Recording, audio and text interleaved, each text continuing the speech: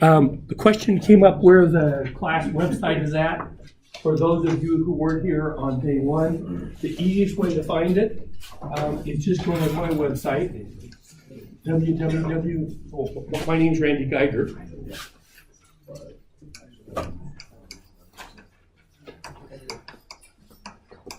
.org. And the org was available when I registered this website a number of years ago. If you click on that website, it will take you to the normal departmental website. On the left-hand side, there will be W330. Click on that, and it'll bring you to the class website. Okay. Has everybody found the website already? Anybody that hasn't found it yet? Good, because the homework problems are on there as well. Today, I'd like to spend the time talking a little bit about some basic concepts. I've talked a little bit about size, a little about manufacturing costs, a little bit about question. With the homework, is that something you want to turn in at the end of class? Right now is fine. And the other thing was, if we're not going to turn it in until a little bit later, where do you want us to turn it into? Today, turn it into my office. If I'm not there, slide under the door. There will be a little color box, either blue or red, in 2046 with a slot in the top. There's a box out there. It's already there? It's there. Okay, so turn it to 2046. There's a colored box. You'll see it there with a slot in it. Okay? Any other questions? Sorry, I didn't point that out. The reason we turn it in there is the graders try to work on it over the weekend, so that way they're able to pick it up and hopefully get a chance to make progress over the weekend. Review from last time. I tried to scare you a little bit in the sense that we've got a daunting task in front of us. When we design electronic circuits today, we have lots of people that have to work for long periods of time with a major financial investment on the part of your employer, and we can't tolerate any mistakes. So that, relative to the way you approach things in 201 and 230, probably sounds like a nearly impossible task. But we've got a really good solution for that task, and that is to close the loop. We try to simulate the circuit that you've designed and compare those simulation results to the system specifications. And only after those agree do we fabricate the circuit. Does that make sense? We got some fantastic CAD tools in the industry that allow us to do that. And we're going to learn to use quite a few of those CAD tools as part of the laboratory portion of this course. So here's this outer feedback loop I'm referring to, where you take your system description, after you extract your circuit from the layout, you do a simulation and compare that to what your extracted circuit does. And if they agree, you fabricate the circuit. If they don't agree, you go back and make a change in your design.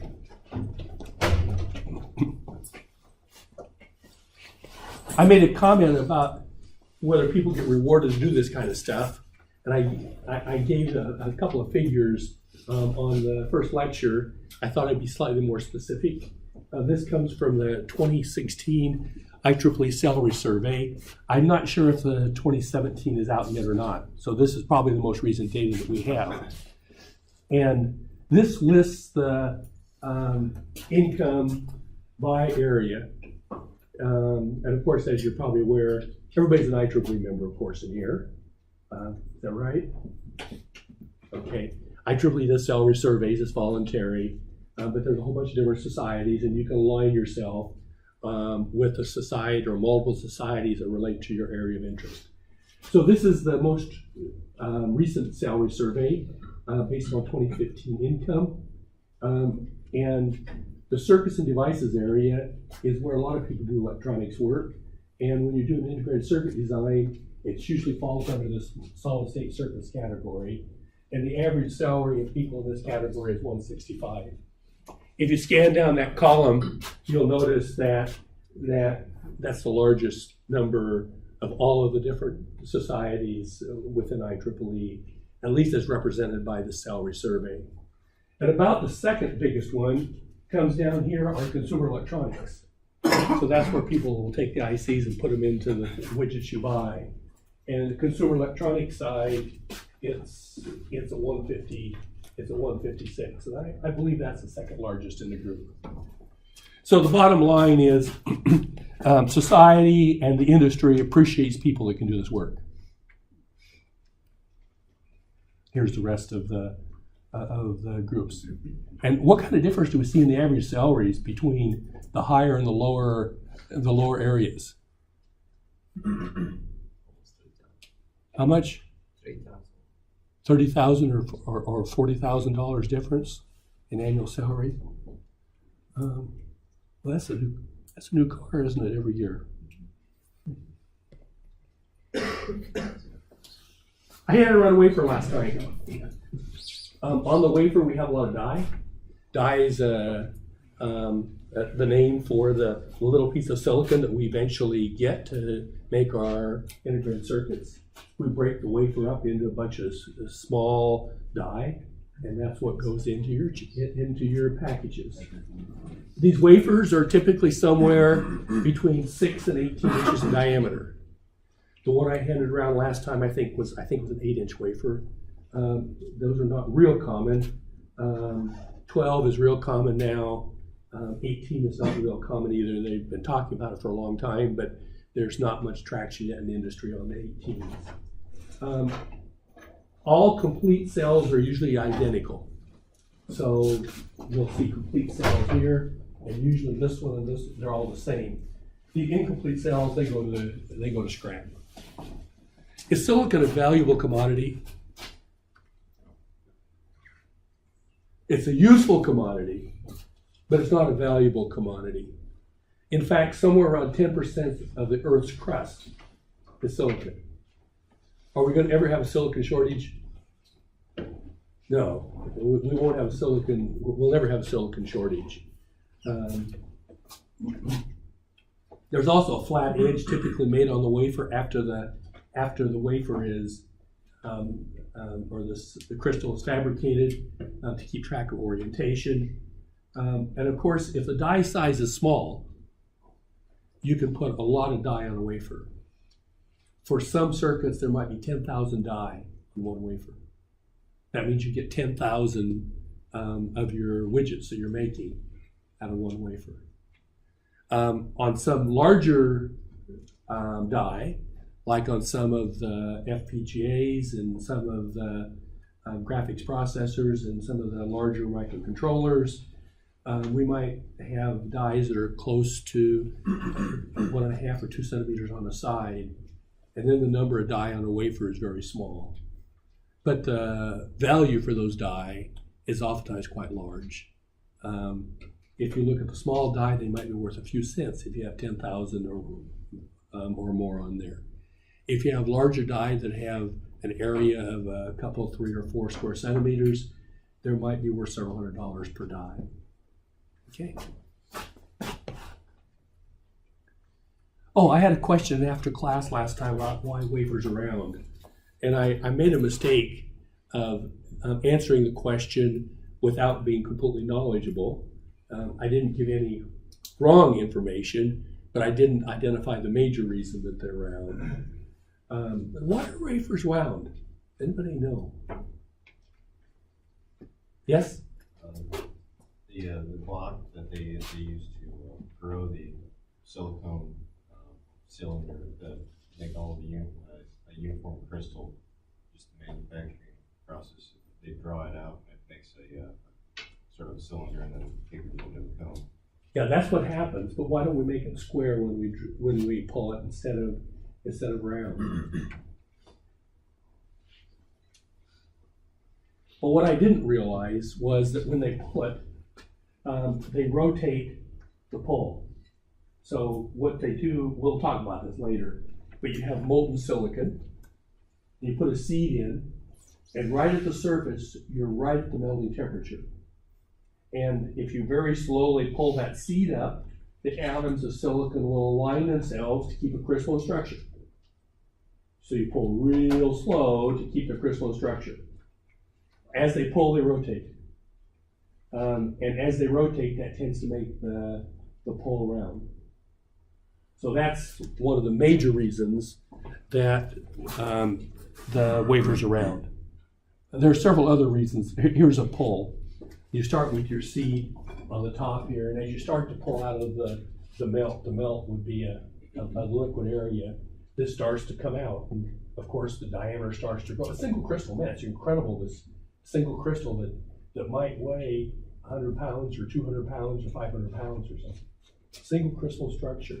At some point it reaches the diameter of the crucible, but as they're pulling it, they're twisting this as it comes out, so it kind of naturally makes it ground. Does that make sense? Although the silicon's not worth that much anyway. So the ingot spins, we said, are natural ground when you pull them up.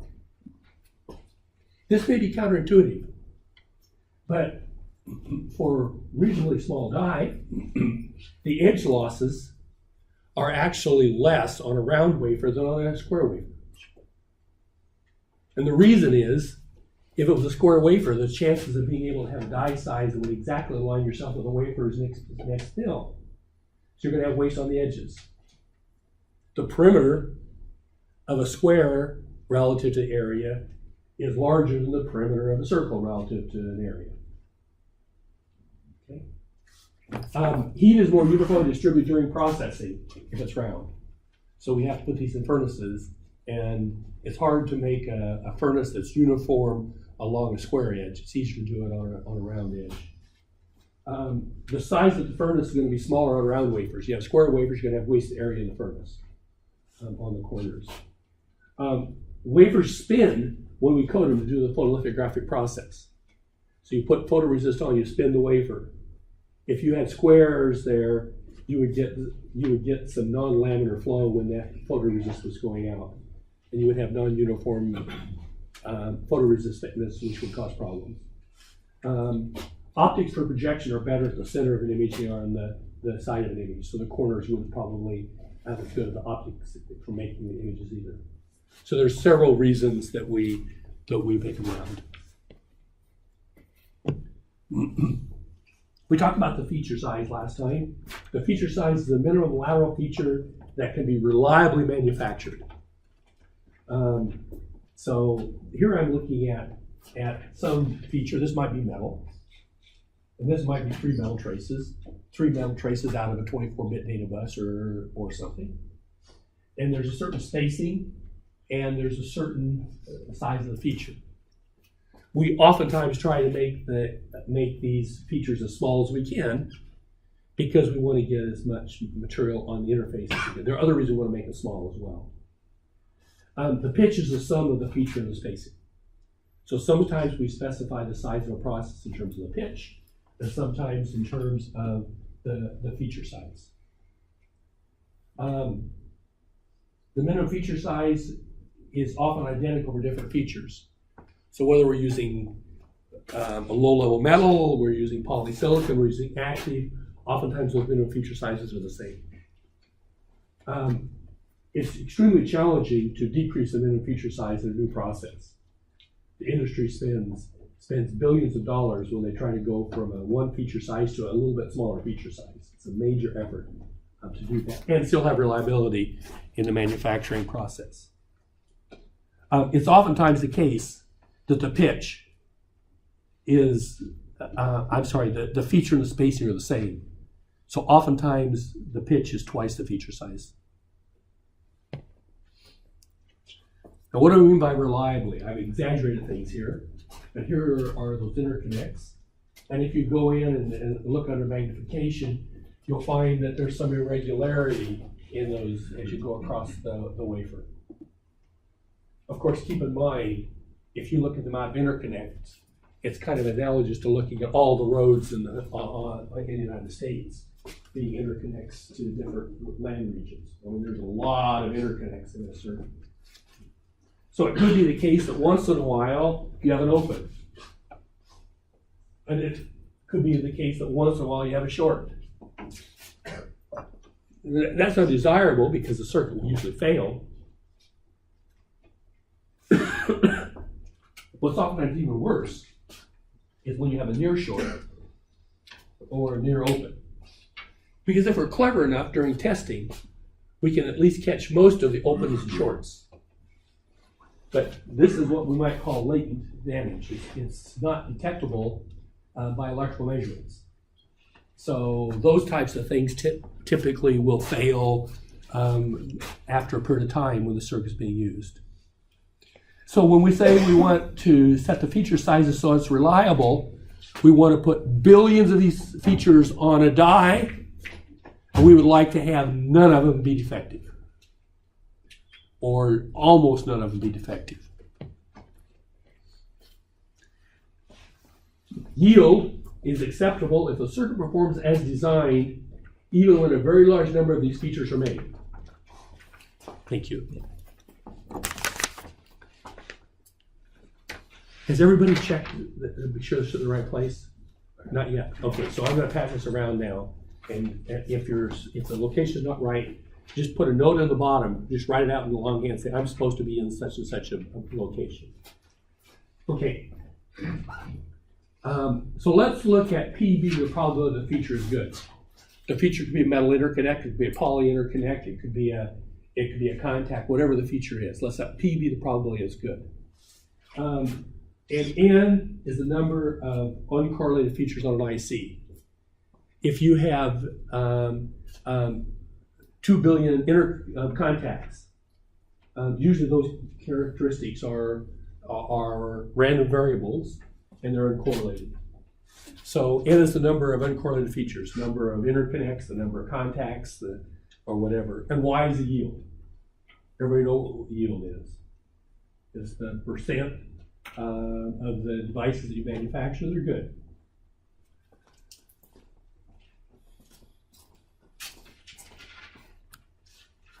So the yield, if they're uncorrelated, is equal to the probability that the feature is good to the nth power, where n is the number of features. Has everybody been through the STAT course already? How many people haven't been through a STAT course yet? About a third of the class. Okay. You won't be at a big disadvantage. We won't spend a lot of time going into a lot of detail, even if you haven't been through it yet. So I can solve for P, the probability the feature is good, by taking the natural log of this equation, and I find that the probability that the feature is good is related to our target yield and the number of features by this equation. So we can work backwards and find out how good a feature has to be for a given yield. So let's look at an example.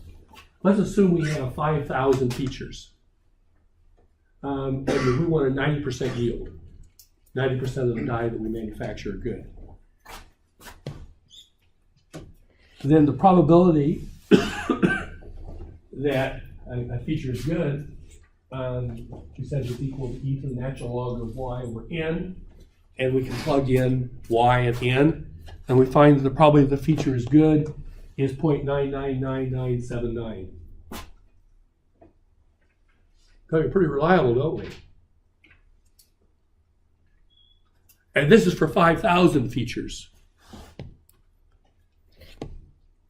But is 5,000 large enough?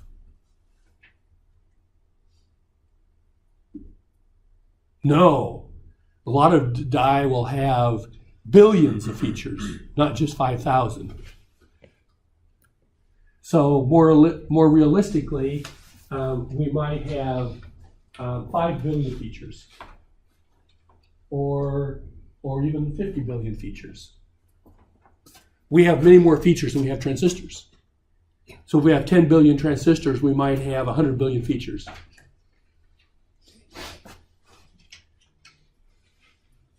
So consider 5 billion features, not pressing the state of the art.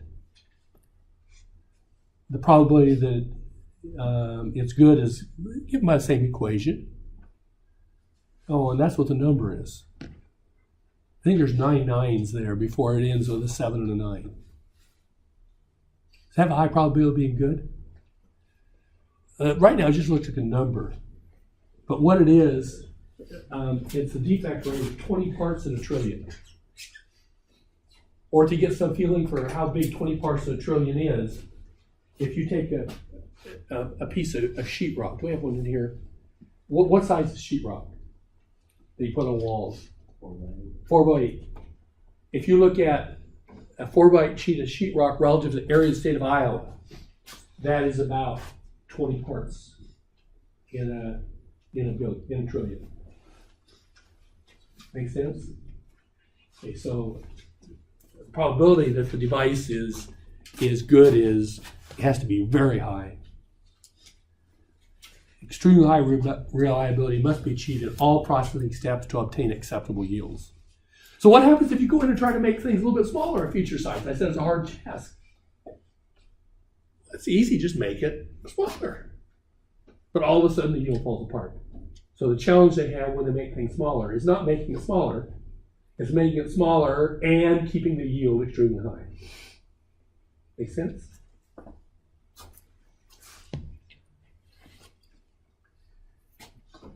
The feature size is typically the minimum length of a transistor, or the minimum metal width, or minimum poly width. It's a point of bragging rights for foundries.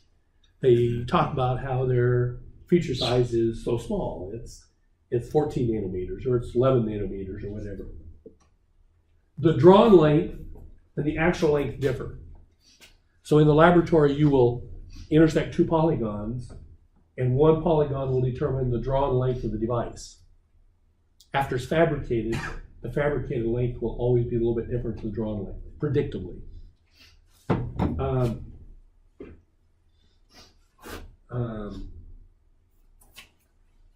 Already talked about the pitch. So this shows how feature size have evolved over time. In the mid-70s, we were at 25 micron feature sizes. Micron is still pretty small, as you probably observed in the homework assignment. Length of a transistor was 25 microns. By 2020, we expect to have transistors that are 7 nanometers long. Now, there is an end in sight in regard to how long we're going to continue to scale the features of a transistor. Just so we have a feeling for these dimensions, which you can't see with the naked eye, of course. 1 micron is 1,000 nanometers. It's equal to a millionth of a meter, or it's equal to 10,000 angstroms. So the issue that's cropping up is when we get lengths that are down in the 7 nanometer range, we're getting to the point where we can start to count the number of atoms or the number of molecules that are forming the transistor. We're not down to the single size yet. It would have to be somewhat smaller than this, but we're getting in that neighborhood. Let's see how the actual length and the drawn length differ. So here is the active intersecting poly, and the drawn length and the width are shown at the intersection right here. We talked about that last time. The poly, which is in red, is going to be called the gate, and the active, which is in green, is going to be called the drain and the source. And the region of interest is just this in here. Everything else is wasted space. The real transistor stops right here, stops right here, stops right here, and stops right here. And all the rest is just stuff that eats up space and introduces parasitics that make the performance degrade a little bit. But we haven't figured out any way to get rid of this extra area and so forth. The source is on one side and the drain is on the other side. Now, after processing, we typically will see a little bit of diffusion underneath the gate, and that means the effective length is a little bit less than the drawn length. And the effective width is a little bit less than the drawn width. So when a manufacturer specifies their feature size, what do you think is specified? The drawn feature size or the actual feature size? The actual. So it's a little bit frustrating. We're gonna probably work in a 180 nanometer process in this course. We haven't decided yet. We've been working with a 0.5 micron process in the past, but now we have access to fabrication in 180 nanometer technology. Anyway, in the 0.5 micron process, your drawn lengths are 0.6 microns. So it causes a little bit of confusion because you go in the laboratory and say, well, we're looking at 0.5 micron process. Why is my length 0.6 microns? When the actual length, when you get done, is 0.5 microns. So it would be more convenient to refer it to it as a drawn size. Keep in mind that they prefer to make it look like a better process, so they give the actual size when they refer to the process. Make sense? You draw your features a little bit larger than what you end up with.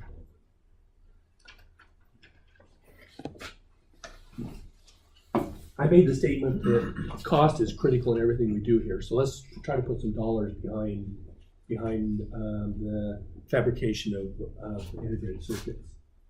I'm going to assume the manufacturing cost of an 8-inch wafer in a 0.25 micron process are around $800. These are approximate correct figures. Now, this is not the cost for making the wafer. The cost for making the wafer you start with is way, way less than this.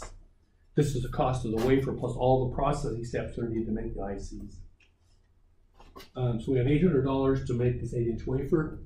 Determine the number of minimum size transistors that can be fabricated on this wafer and the cost per transistor. We're going to neglect spacing and interconnect. So in the homework problem, we had a factor of 10x in. I'm going to neglect that right now. So that's a pretty easy problem to solve. The number of transistors is simply the area of the wafer divided by the area of the transistor. And the area of the wafer is pi times the radius squared. And the area of the transistor is 0.25 microns squared. And if you correct for the units, you'll find that the number of transistors that we have is 520 billion. That's a lot of transistors we put on that one wafer. Yes? When I was going through the homework, I wasn't sure with that bottom number. Is there the overlap of the transistor's actual area? Or because, like, I guess we had the overhead spacing that we had to include also? So is that added to the area of the transistor? Yeah, well, I'll come back and address that. This is unrealistic because this assumes we have no spacing requirements. Okay. So we get 520 billion transistors on this $800 wafer. And so the cost per transistor is 15 nanodollars. 15 nanodollars. Those transistors aren't very expensive, are they? That's why you can afford to put a lot of them on a die.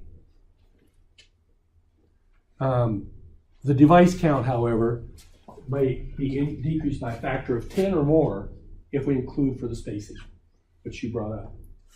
But even if you reduce it a factor of 10, instead of having 520 billion, you have 52 billion transistors.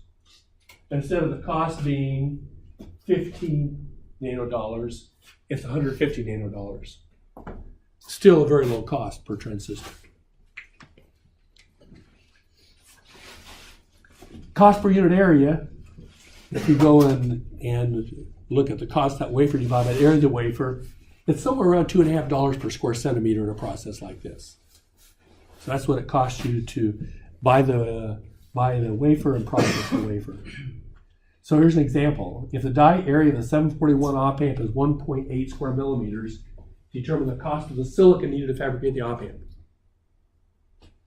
We're getting into a real problem now. 1.8 square millimeters is not very big, is it?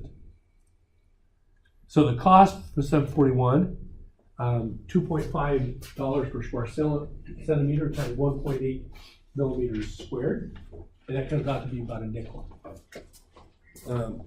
Costs about 5 cents to fabricate that op amp. The actual integrated op amp will be dramatically less if bonding pads aren't needed. If you look at that op amp, I can kind of draw a picture of what it might look like. If this is the die, and it's got 8 pins, you might have pads around here like this.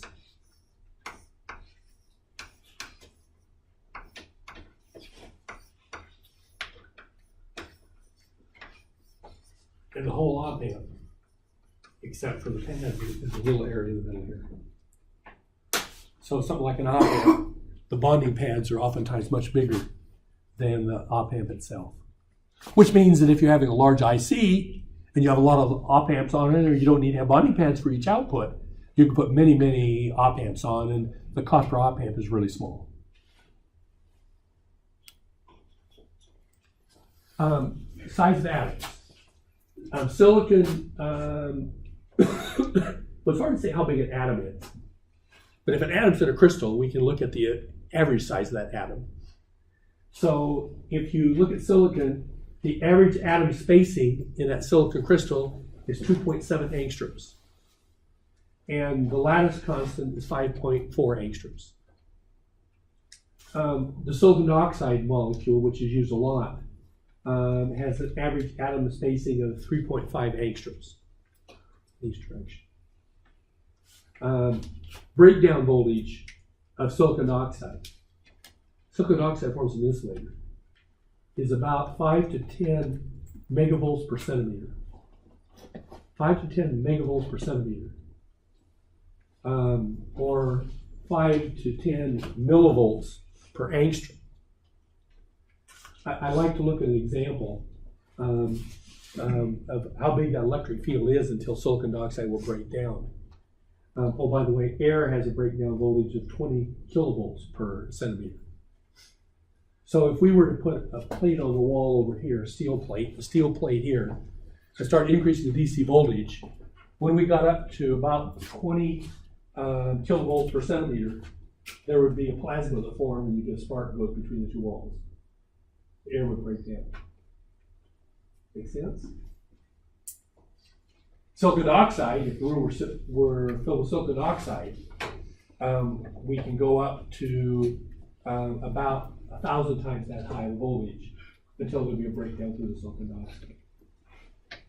If you were standing in a room here, and we put two plates on the wall, and you started cranking up the voltage to cause a breakdown to occur at the level that you would have in silicon, there would just be a little puff, and you would disappear in smoke out the top. So, it's probably also important when you're doing processing that you don't have air gaps in your circuit. If you have an air gap in your insulating areas and you're dependent on being in silicon dioxide, there's an air gap in there, what's going to happen? It's going to break down. It's going to break down 1,000 times sooner than it will if there's no air gap. You can't allow air gaps in there. Okay? Not even little ones once in a while.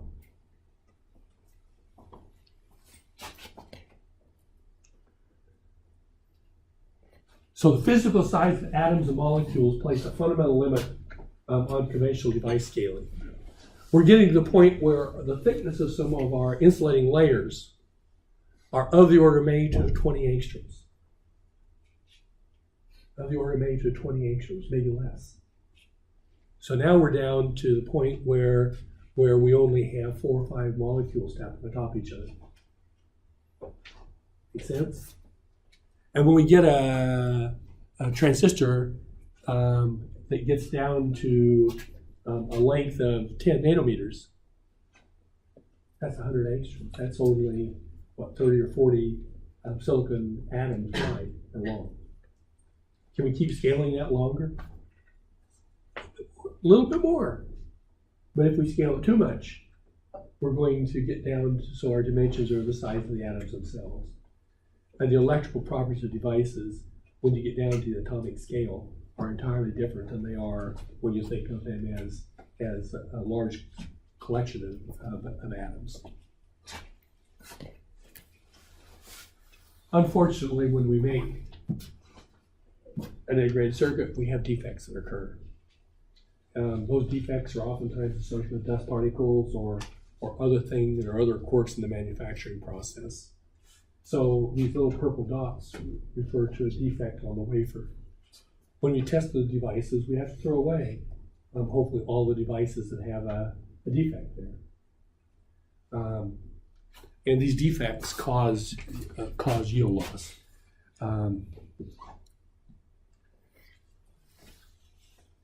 the probability of a defect causing a circuit failure will increase with the die area. So if you go back and look at the wafer here, and if you assume those defects are fixed, if the die was this big, there would be a whole bunch of defects in that die, and their yield would be 0. If the number of defects is the same and my die size was decreased dramatically, the percent that have defects would be very small. So we see that there's a relationship between die area and yield. Circuit failures caused with these defects are termed hard faults. And this is a major factor limiting the size of the die in integrated circuits today. We've been talking about wafer scale integration for 3 decades at least. With wafer scale integration, you would have your die be the wafer. If that wafer cost $800, and if that wafer could put on 50 microprocessors, high-end Intel microprocessors, and if they were all good, can you imagine the performance capability of that computer that would have 50 microprocessors on it at a cost of $800?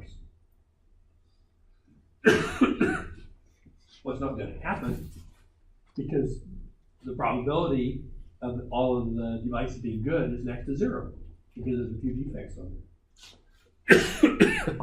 So anyway, wafer scale integration is using one wafer as a die. There's quite a few different models that have been proposed to predict the hard yields, and we'll talk a little bit about one model here. Parametric variation in a process can also cause circuit failure or cause the circuit to not meet desired performance specifications. So for example, if you look at the op amps, offset voltage is a characteristic of the op amps that is oftentimes undesirable. We talked about that in 230. That's due to random variations or mismatching in the characteristics of devices. And if you have to have a low offset, some devices might have to get thrown away because their offsets are too big. No defect, no physical defect, no hard fault, and it's still not a marketable part. Increases in area typically will reduce the mismatch effects, or increases in area will improve the soft yield, the yield associated with mismatch. So we kind of got a trade-off. With some circuits, increasing the area reduces the matching critical parts, but at some point, your hard faults will come in and make your yield go back down. So here's the hard fault model we'll use in this course. The yield is equal to e to the minus AD, where A is the area and D is the defect density. And I've got a subscript H on here because it's a hard yield. It's the yield associated with the hard faults. Defect density is typically somewhere between 1 and 2 per square centimeter. 1 and 2 per square centimeter. And that doesn't change a lot with process nodes. It's been at that level for quite a while. Industry often closely guards the value of D to their process. I recall a number of years ago, there was a startup company that was going to make a data converter. And they were going to try to compete with analog devices. And their business plan was, they say, Analog Devices selling this data converter for something like $45. Can't remember what the number was, but that's close. And they figured out a way to design that circuit, and they thought they could sell it for $5. And their goal was then to take the market away from analog devices. Of course, analog devices didn't tell anybody what it cost them to make that data converter. The startup company didn't succeed because as soon as they got close to market, analog devices dropped the charge and the cost of their part to the level of below what the startup company was trying to do. As long as there's no competition, you can charge what the market will bear. If competition crops up, you can manage things. So why do you think industry guards their yield information? They can charge you as much as they want. Well, that's one reason.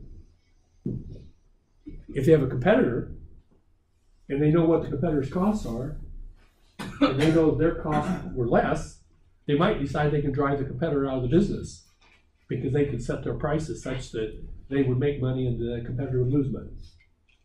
Make sense? So you don't want they oftentimes don't want the competitor to know what their yield is on a particular process.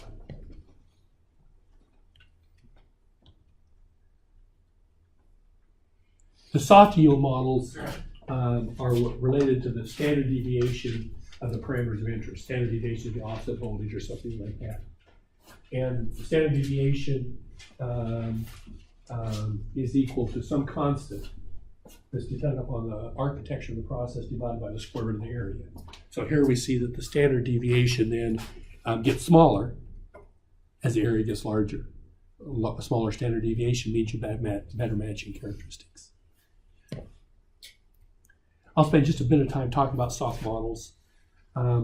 Everybody's talked about or seen the bell curve, right? The bell curve is referred to the normal distribution or the Gaussian distribution. So the probability that a parameter that has to assume a certain value meets that value, if the value has to be between x max and x min, is the integral of the probability density function between x min and x max. And we know if you go from minus infinity to infinity of the integral, it's always 1. Your soft yield then is equal to this integral of this probability density function in this region.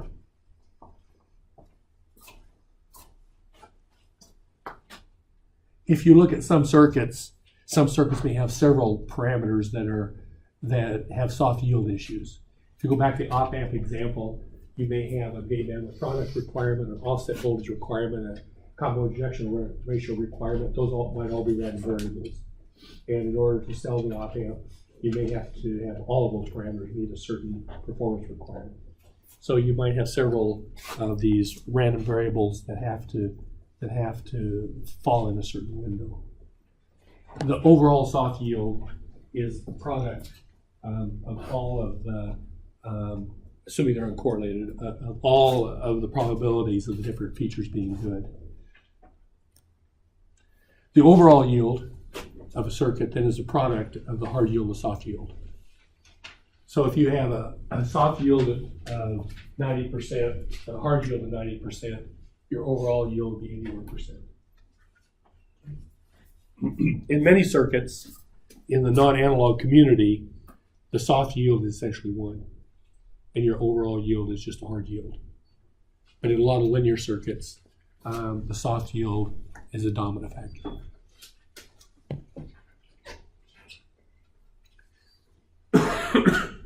The manufacturing cost per good die, when you manufacture your die, some of them have to throw away. But if you look at the cost per good die, you have to consider the fact that you throw away some die that are bad. So the cost per good die is equal to cost per fab die divided by the yield. The industry would like the yield to be high. And that means the cost per fab die is the same as the cost per good die. If the yield was 10% though, the cost per good die would be 10 times the cost per fab die. Because you have to throw away 90% of the die.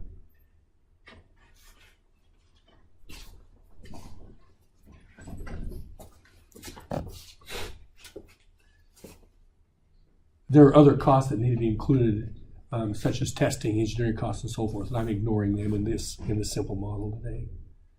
So let's look at an example. Assume a die has no soft fault, a die area of 1 square centimeters, and a defect density of 1.5 per square centimeter. Those are all realistic numbers. Determine the hard yield. Determine the manufacturing cost per good die if 8-inch wafers are used, and the cost for the wafers is $1,200. $1,200 for a wafer, that's pretty valuable piece of silicon, isn't it?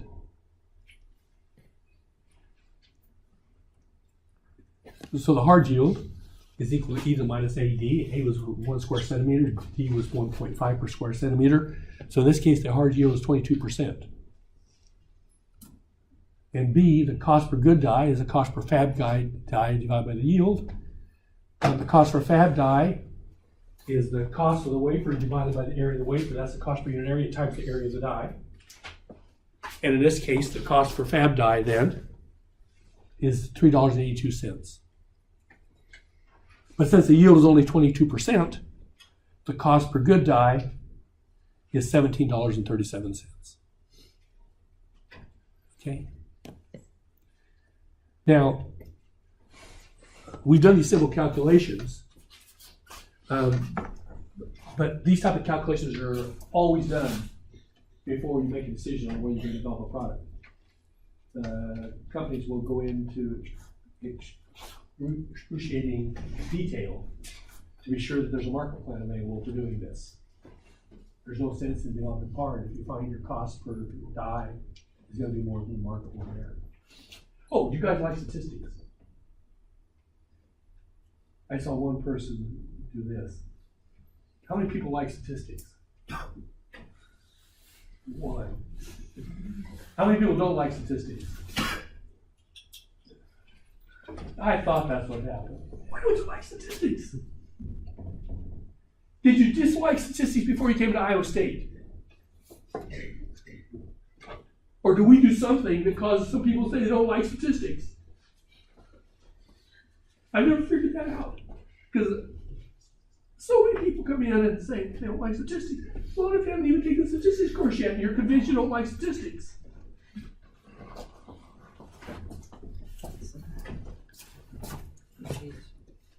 Well, first of all, statistics are real. We just looked at statistics associated with the cost of fabricating an integrated circuit. You can either ignore them or look at them, but they're there. And if you ignore them, there may be some surprises that you don't like when you try to enter the marketplace. Make sense? Statistics govern what really happens throughout much of the engineering field. We don't ask you to take a statistics course to punish you. We ask you to take a statistics course because so much of what you do depends on statistics. But yet somehow we convey the message that statistics aren't good. So statistics really are your friends. And I hope that at least one person in the class will come out with, at the end of the course, when I ask the question, do you like statistics? Instead of saying, I dislike statistics, I hope you realize that statistics really are important. They really are your friend. Well, I'm almost out of time. There's a brief review of statistics in these lecture notes. They will be put online, specifically focusing on the Gaussian distribution. Let me step through those quickly.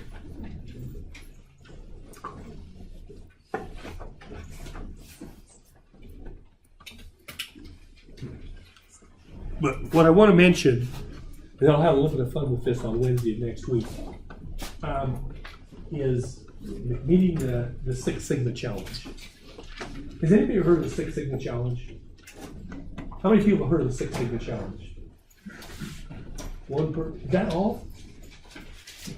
Oh, two. Anybody else?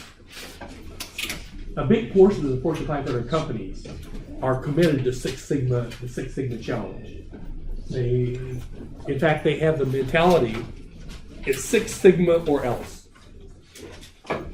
We had a VP of one of the major semiconductors on campus a number of years ago, and he happened to be talking about TQM, but the same comments are made with regard to the Six Sigma approach.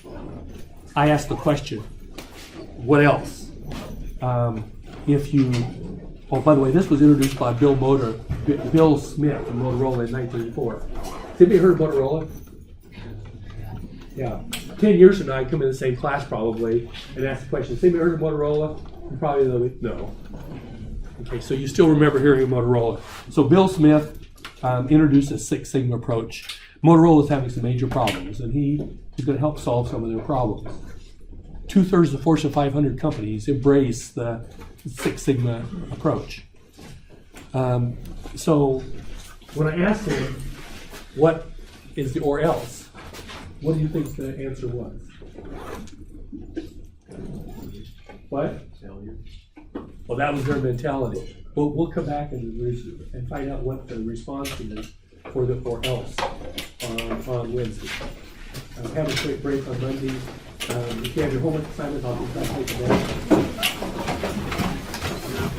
Sir, can I submit my homework? Can I extend? Because I only know about the website and stuff today, and I've got something for. And I heard that you have to submit by 5, right? When can you get it in by? Best. I think I can do it by tonight or something. Like maybe tomorrow morning if you see it in the office. Okay. Yeah. Does that sound good to you? Go into 24 to 6. Very likely the grader won't pick it up yet right away. If you get it in there by sometime on Sunday, you're probably all right. Okay. How about I just slip into your office tonight? 2046 would be better. 2046. Yeah, there's a box in there. You Oh. just slip in the box. Okay. Oh. You'll be all right. Okay. You can do it by tonight, right? Yeah, no problem. Okay. Thank you. In the homework, one of the questions was asking about the bits per centimeter squared and the cost per bits for different memory. Yes, that's correct. Where is it?